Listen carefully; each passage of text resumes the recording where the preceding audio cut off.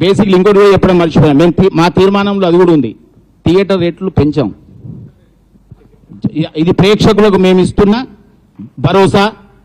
థియేటర్లను ఇక్కడ నుంచి మాత్రం టికెట్ రేట్లు గవర్నమెంట్ జీవో ఇచ్చిన థియేటర్ల రేట్లు పెంచాం. అది ఇప్పుడు తీసుకుంటామండి విషయం. పాత జరిగినాయి, ఎన్నో జరిగిపోయినాయి. ఇప్పుడు అవన్నిటికి సమాధానం చెప్పలేం కదా.